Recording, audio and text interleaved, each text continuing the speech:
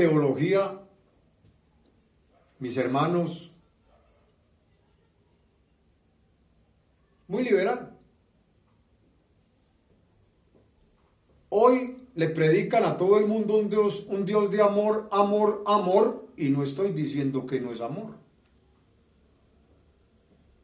Dios te ama como eres, no importa lo que seas. Así te ama el Señor. Dios está enamorado de ti, ¿sí? Hermano,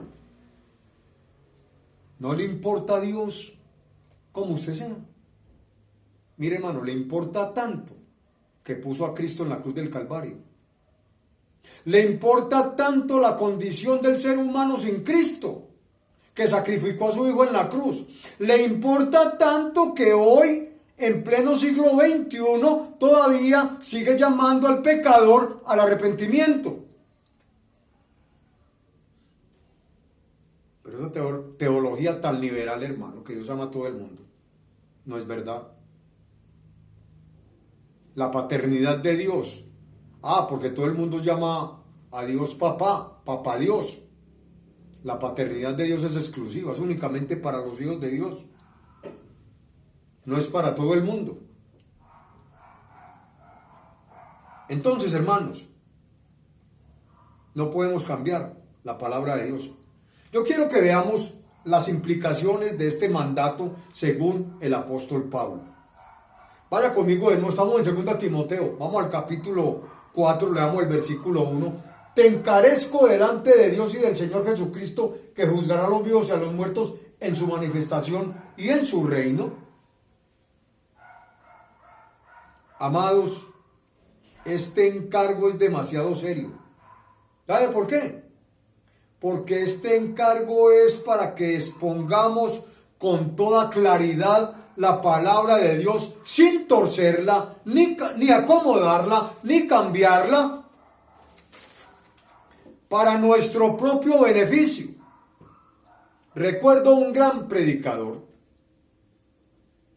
llamado John Knox, por ahí del siglo XVIII más o menos. Él cuenta que cuando fue invitado la primera vez a predicar, se encerró en un cuarto y lloró por días, porque temía a la seriedad de este mandato. Temía a la seriedad de predicar la palabra de Dios tal cual. Tristemente, hoy en día, en muchos púlpitos, muchos predicadores, entre comillas, toman el púlpito, toman el lugar santísimo como un juego y hacen del altar santo un show, con humo, con luces, con chistes. Tito dice que hay que predicar la palabra de Dios con seriedad. Y yo le añado, y con responsabilidad.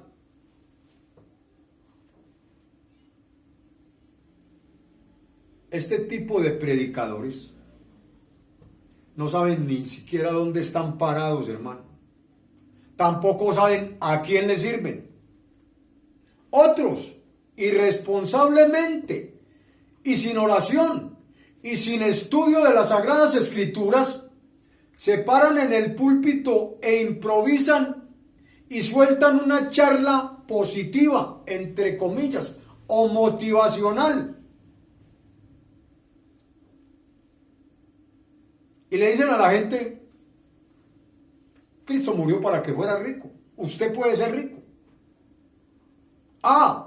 Usted es el hijo del rey. Tiene que vivir como un rey. Los pactos. Pactos financieros, pactos por la salud, pacte por aquí, pacte por allá. Mercadotecnia cristiana, hermano.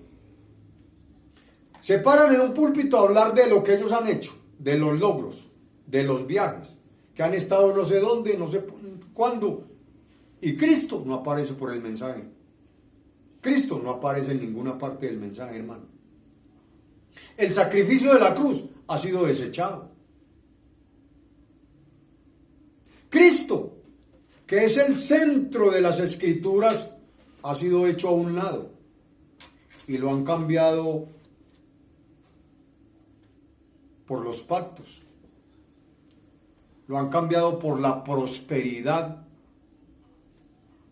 Esa falsa prosperidad, esa falsa teología de la prosperidad ha sido cambiada. A Cristo lo sacaron y metieron a la Biblia la falsa prosperidad. Cogen un texto y lo maquillan con 2 o 3 versículos. Cogen un tema con 2 o 3 versículos, lo maquillan y lo sueltan. Y uno va a ver textos fuera de contexto. Y el pueblo tristemente, que está ahí, dice amén. No, hermano, no podemos decirle amén a todo. Tenemos que escudriñar, tenemos que examinar la palabra de Dios. Así que esas charlas positivas y esa mercadotecnia cristiana y esos pactos financieros y hermano, esos shows en los púlpitos, eso no es el verdadero evangelio de Jesucristo. Escúcheme, el evangelio verdadero llama al pecador al arrepentimiento y hace volver el corazón del pecador a Dios. Pero hoy el mensaje del arrepentimiento en muchos púlpitos ya no se predica. Y en muy pocos púlpitos se predica el llamado al arrepentimiento y a la salvación por la fe en Cristo Jesús.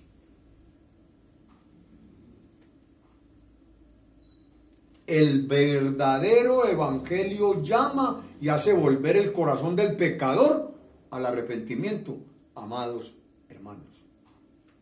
Dios nos va a demandar entonces esfuerzo, fidelidad y excelencia para predicar la palabra del Señor.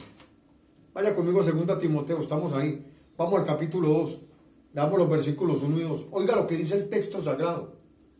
Tú pues, hijo mío, esfuérzate en la gracia que es en Cristo Jesús. Lo que has oído de mí ante muchos testigos, esto encarga a hombres fieles que sean idóneos para enseñar también a otros. Hermano, mire, es la gracia capacitadora de Dios la que nos permite predicar el evangelio. Pablo le dice a Timoteo, lo que has oído de mí. ¿Qué había oído Timoteo de Pablo? Pues hermano, la sana doctrina, el evangelio de Jesucristo. Y le está encomendando a Timoteo que encomiende a hombres fieles, o sea, dignos de confianza, hermano, porque no a todo el mundo se le puede,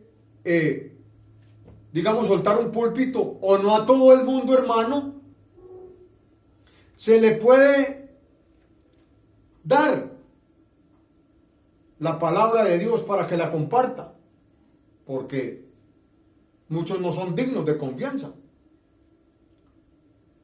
Encarga a hombres fieles e idóneos, que sean idóneos, o sea, competentes, hermano, ¿sí?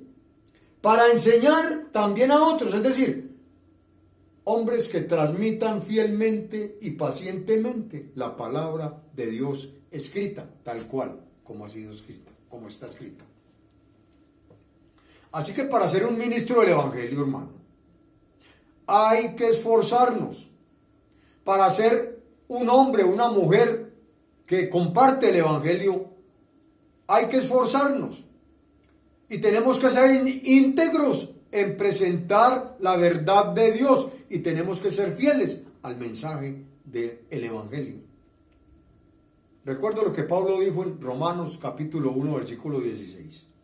Porque no me avergüenzo del evangelio. ¿Por qué? Porque es poder de Dios para salvación a todo aquel que cree.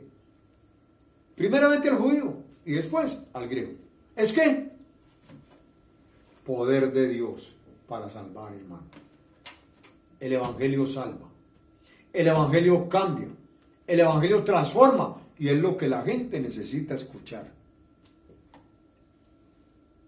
Porque por la palabra de la cruz y por el Evangelio, la buena nueva de salvación, el hombre es salvado, óigame bien, y reconciliado con Dios. Porque el hombre sin Cristo es enemigo de Dios.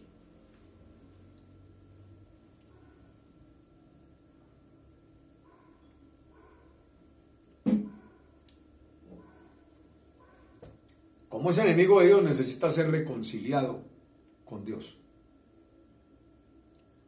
Entonces, mis amados,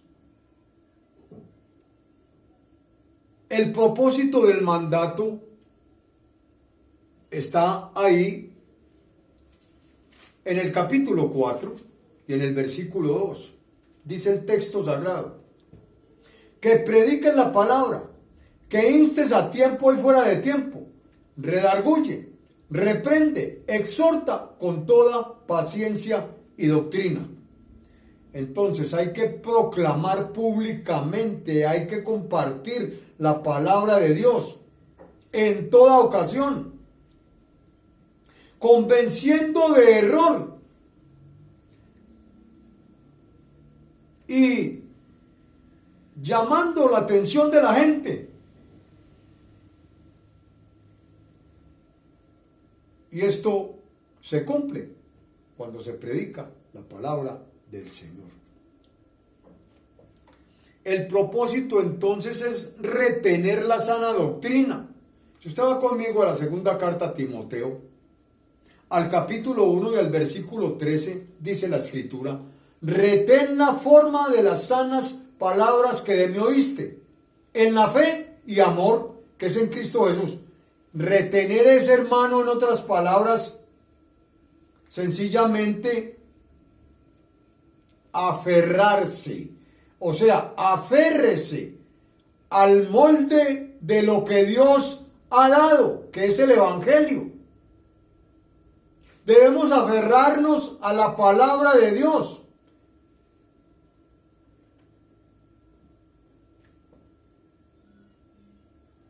Se refiere entonces a hablar conforme a las sanas palabras de Jesús. Jesús vino diciendo: arrepentidos y creed en el Evangelio, porque el reino de los cielos se ha acercado. Todo lo que tenemos que decir usted y yo. No podemos cambiar el mensaje del Evangelio, no podemos cambiar el mensaje de la cruz, como muchos hoy se han atrevido a hacer. Ya Cristo no se predica en muchos púlpitos, ya el sacrificio de la cruz lo desecharon. Sacaron a Cristo, que es el tema central de la Biblia, lo hicieron a un lado y metieron la falsa prosperidad. Y entonces dice que Cristo murió para que usted fuera rico. Qué herejías, hermano. Hablemos conforme a las palabras que Jesús habló.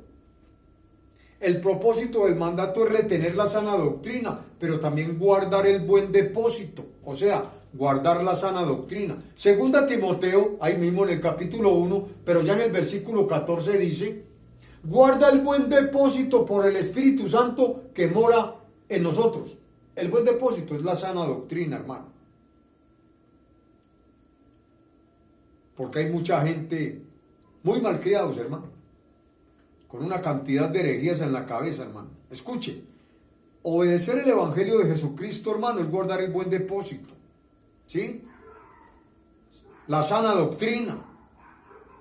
Porque es que cuando lo hacemos recibimos la ayuda del Espíritu Santo con respecto a la pureza del mensaje, ¿me entiende? O sea que el mensaje que se predica debe ser un mensaje puro y santo, como pura y santa es la bendita palabra de Dios. No podemos ponernos a inventar por ahí cuentos y cosas que no están en las Escrituras. Procura con diligencia usar bien la palabra de verdad, dice la segunda carta del apóstol Pablo a Timoteo en el capítulo 2 y en el versículo 15. Mire lo que dice: procura con diligencia presentarte a Dios aprobado como obrero que no tiene de qué avergonzarse, que usa bien la palabra de verdad. Entonces, hermano, debemos ser hombres y mujeres íntegros, que predicamos con rectitud y sinceridad, que trazamos correctamente la palabra del Señor, que trazamos en su verdadero contexto la Escritura. Esto se refiere entonces a cumplir con diligencia el encargo hecho. Se trata de trazar lo más correctamente posible la palabra de Dios. Por eso no podemos aislar los textos ni forzar los textos para que nos digan lo que nosotros creemos, pensamos u opinamos. Escúchenme. Las ideas y los conceptos humanos errados tuercen la palabra del Señor y nosotros no podemos hacer eso. Hay que trazar lo más correctamente posible la palabra del Señor, porque un texto fuera del contexto es un pretexto para usted decir lo que usted quiera decir, lo que a usted se le ocurra, hermano. Tenemos que tener cuidado con eso. También debemos anunciar cumplidamente la palabra de Dios. Vaya conmigo a Colosenses, al capítulo 1 y al versículo 25. Dice el texto sagrado: de la cual fui hecho ministro, según la administración de Dios que me fue dada para con vosotros, para que anuncie cumplidamente la palabra de Dios.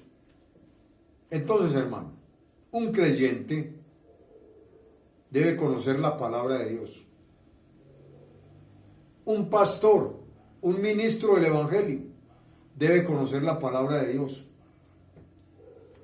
Debe anunciar la palabra de Dios tal cual. Porque es que un hombre, una mujer de Dios no es un motivador de masas. Tampoco es un negociante del Evangelio.